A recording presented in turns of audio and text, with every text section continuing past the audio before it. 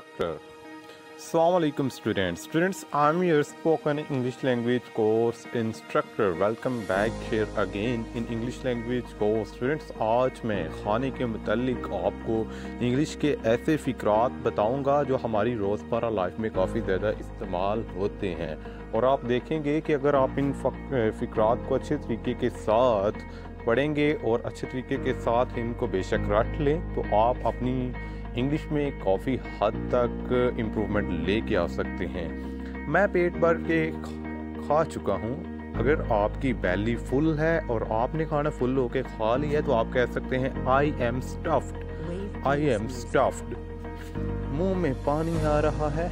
My mouth is watering. My mouth is watering. खाना हड़प मत करो। Don't gulp your meal. यानी कि आप ऐसे दोस्त को कह सकते हैं जो बहुत ज़्यादा खाता है। वो भूख से मर रहा है। He is starving. He starving. वो उबला हुआ अंडा खाता है। He eats boiled eggs.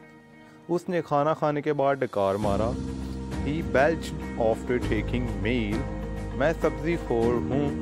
I am vegetarian. Please नमक इधर करना। Please pass me the salt.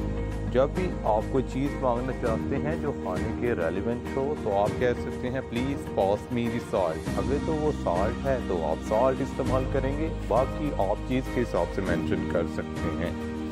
Please थोड़ा और लें। Please have some more. Please have some more. वो खाना पेश कर चुकी है। She has serve the meal. Please खुद ही लीजिए। Please help yourself. सालन में नमक कम है। There is less salt in the curry. आपने बहुत कम खाया है। You have hardly eaten anything. वो चाय का शौकीन है। He is addicted to tea. थोड़ी सी दाल डालो। For some more pulse. Students याद रखिएगा पोर कहा जाता है दाल को। नो पोर एक्चुअली कहा जाता है, इंग्लिश का ये वर्ड्स है, इसका मतलब होता है डालना। तो पल्स कहा जाता है दाल को। अब आप क्या खाओगे? What will you eat now? खाना मुंह में पानी लाने वाला था। The meal was mouth watering.